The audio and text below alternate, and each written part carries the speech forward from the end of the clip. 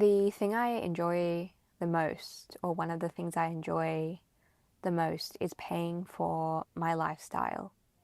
It pays my bills. It allows me to purchase the things I want. It pays for my food, my shelter, survival necessities. And when I'm doing it, when I'm doing the thing, when I'm creating the thing, there's this underlying shock or disbelief that it could be this easy, that I could be having this much fun, that I can actually enjoy my life. I'm enjoying the thing that sustains me. I'm enjoying it. I'm finding it easy. Not just easy, I want to do it.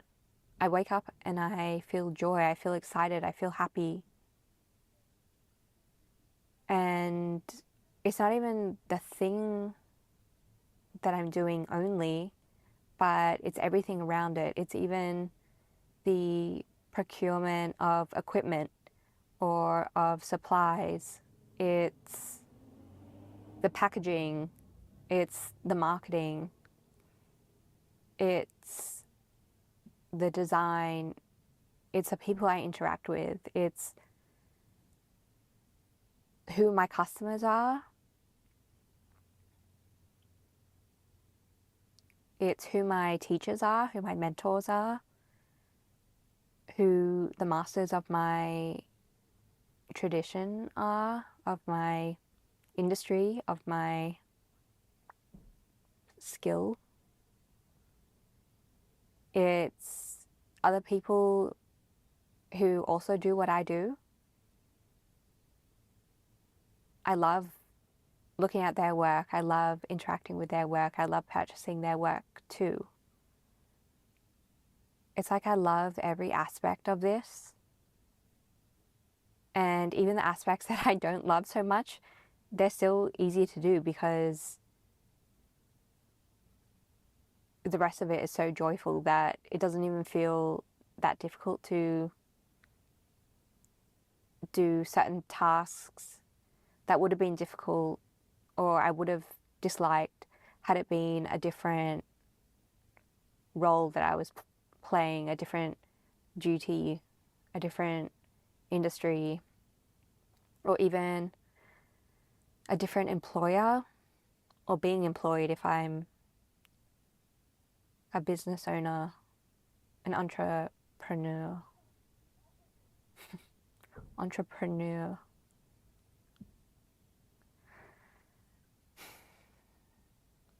So the disbelief,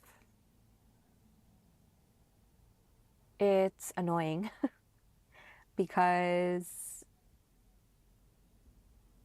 I feel like the payment is going to stop. There's going to be a halt in this flow of energy, of customers, of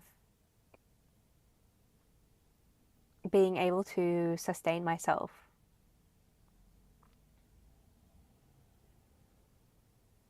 It feels like some kind of force is going to come in and they're going to say, no, you enjoy this too much.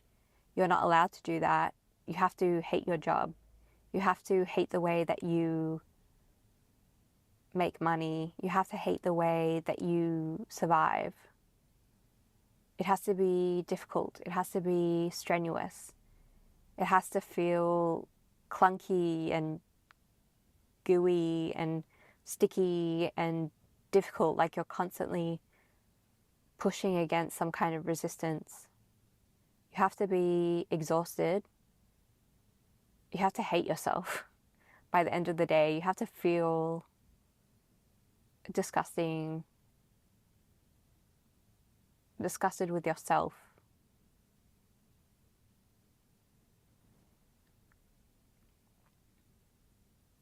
for letting yourself do something so low. If you weren't doing this great thing that you love, then you'd be forced to do something that you hate. And when you allow yourself to do something you hate, you feel disgusted with yourself. And so it's like, I feel that one day this fairy tale is going to end, and then I'm going to be forced into slave labor.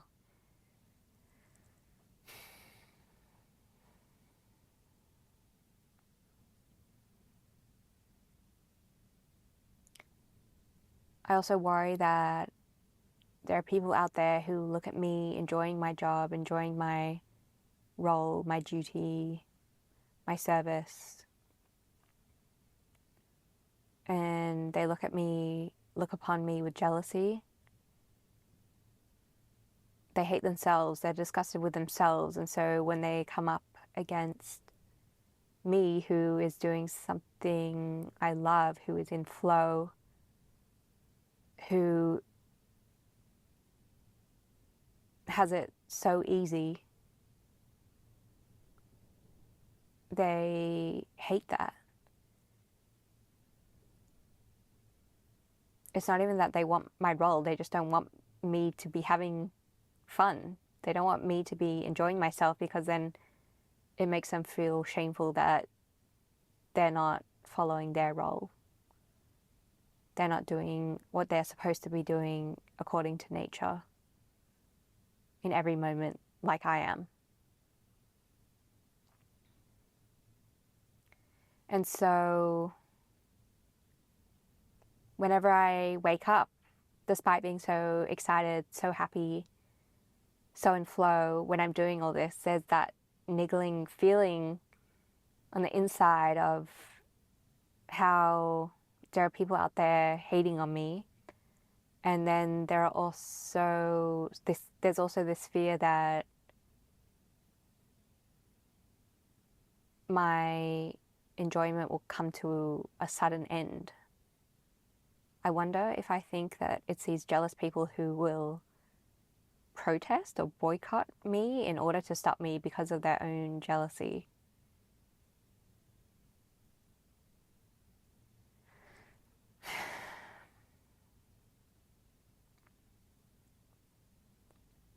So let's go to the disbelief, the shock that I get to do something so fun every day, and I get to live off this. Okay, I'm the disbelief, I'm the shock. And I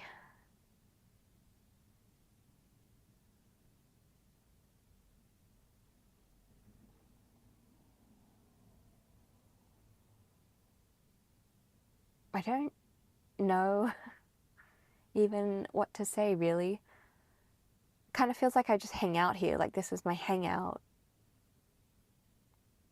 But I'm shocked, I'm disbelief, and so it's like a blank state, this like moment of blankness, this moment of shock.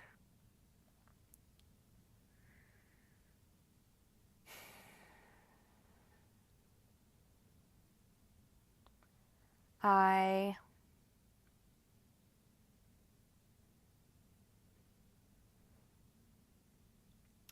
didn't think that things could be this easy. I thought they had to be really difficult. And so, since I thought it was going to be difficult,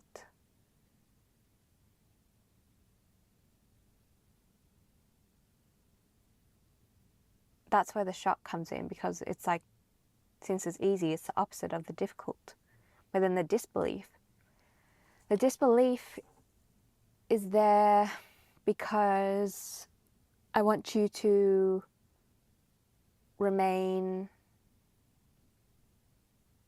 I want to say ambivalent.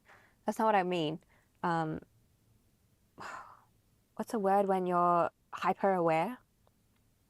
Hyper-vigilant of the fact that this could come crashing down at any moment. Because I want to say what you're experiencing is abnormal. It's an anomaly. Anomaly. It's an anomaly. It's out of the usual. It's rare. It's rare that people are in flow with nature. It's rare, it's unusual, it's uncommon. But is it though? Because nature is always in flow. And it's actually normal to be in flow with nature. It's normal to follow dharma. Dharma being spontaneous right action in accordance with nature's intent. And this spontaneous right action in accordance with nature's intent is how we have contact with the world. Dharma can also be how one is in contact with the rest of the world, how one interacts with the rest of the world.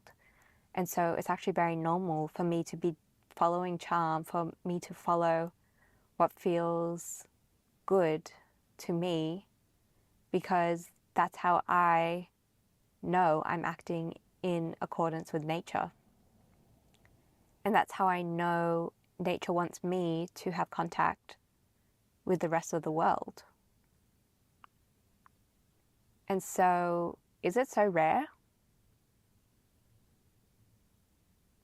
Maybe.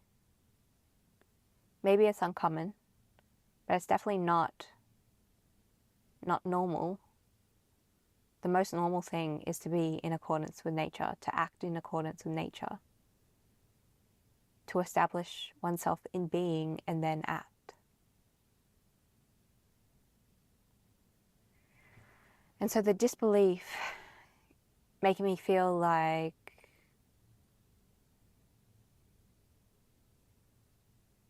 I should be hypervigilant, that I might be knocked off this podium. Well, to be knocked off is the non-normal thing. So the way I'm acting is the natural thing. The way that I'm enjoying myself is natural, is normal. And so disbelief being there to... The disbelief wants to tell me that I'm on some pedestal, I'm on some podium, that if I get knocked off, then I'll be in the natural order of things, which is to be in discomfort, to be suffering. But that's not normal. I'm the one in the normal flow.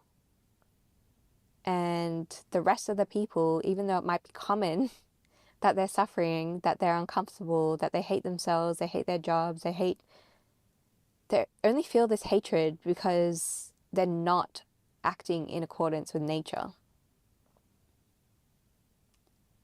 And so I don't need to be threatened that I'll be knocked off my flow, because the flow is the natural thing. Flow with nature is natural. Nature, natural.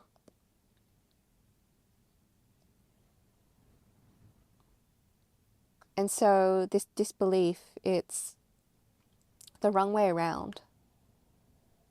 But I see that it's reflective of what some people out there in society, how they operate, how they think. They think that the natural thing is to suffer, but it's not. And so the hypervigilance,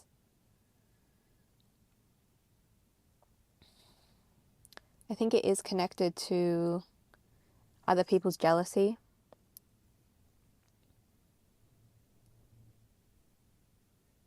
Because those out there who are suffering every day because they think that's normal and natural when it's not. of course they're going to be jealous of someone who is in flow with nature, because everything that happens when one is in flow with nature is frictionless.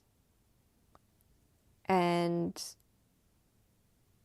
a person who is in flow with nature is spontaneously taking the right action in every moment. And so there's no logic, there's no formula to their behavior, to my behavior. And so it might seem like my actions are sporadic, they're uncontrolled, but somehow I always end up on top. I always end up feeling good. I always end up with this rapid success. I'm rapidly out succeeding all those people who are out there suffering. But they thought that suffering leads to success. It doesn't. Success is constantly succeeding your previous state. And what is nature up to? It's evolving. And so when you're in flow with nature, you're consistently evolving without resistance. And so the succession, the succeeding, the successfulness, it's at such a fast rate. It's such a steep incline compared to those who are suffering. All those who are suffering are simply resisting nature. So they're resisting evolution. So of course their success is going to be slowed.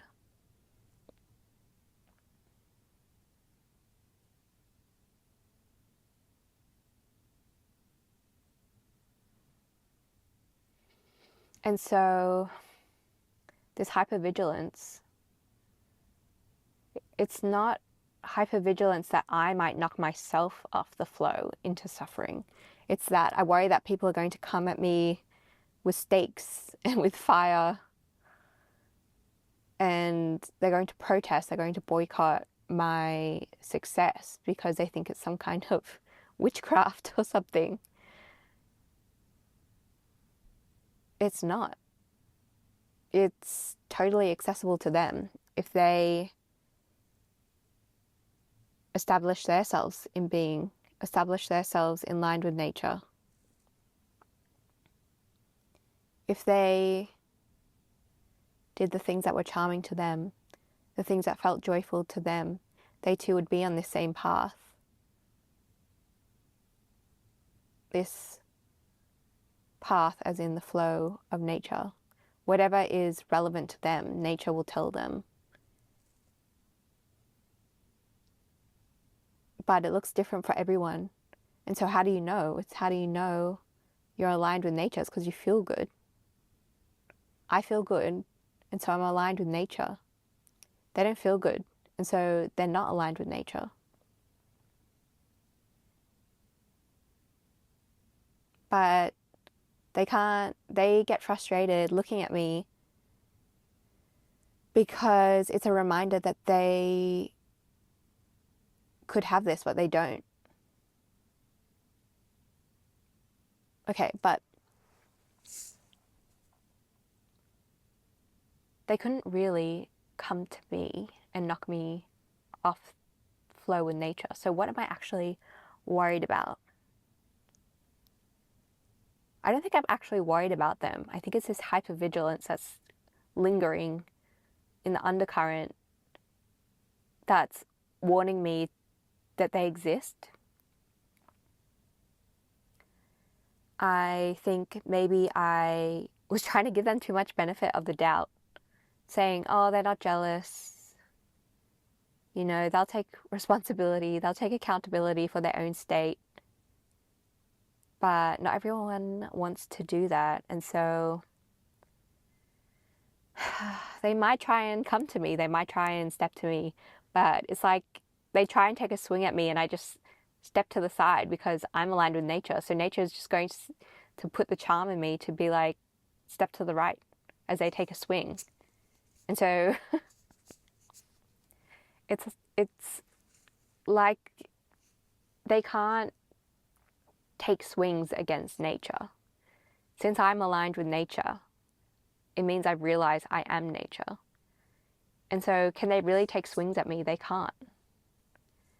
And so do I have to remain hypervigilant against their potential threats, against their violence? Because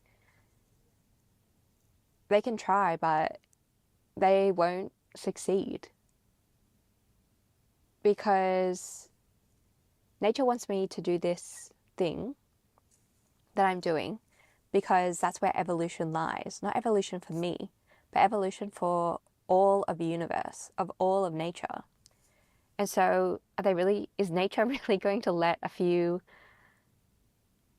less conscious humans stop nature? No, they're too small.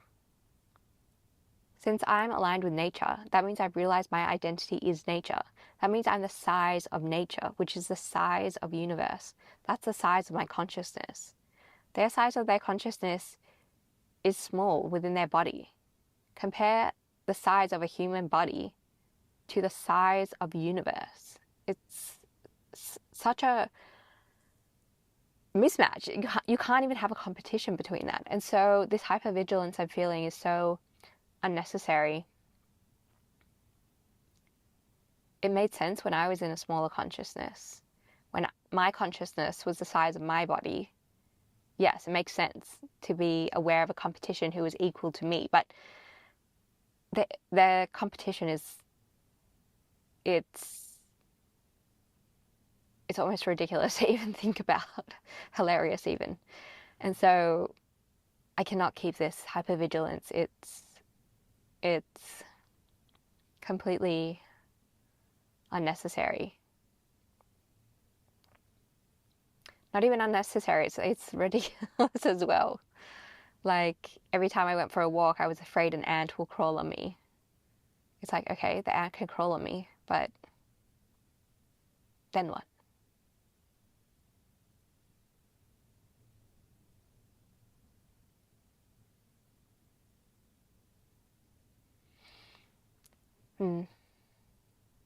So, they can take their swings, and when they find that they keep missing, perhaps I'll even inquire, what's this nature thing you're aligned with? How do I align with that? And so it's really an opportunity to show others what they can be as well. What they are, actually, not can be. They are actually the same as me. They just haven't realized it yet.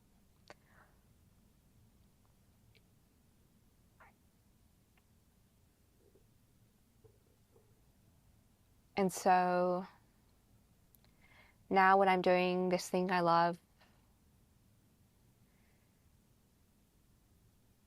I notice the absence of this hypervigilance, of this disbelief, this shock. And yeah, it's no longer there. In a few days, I'll forget it even existed.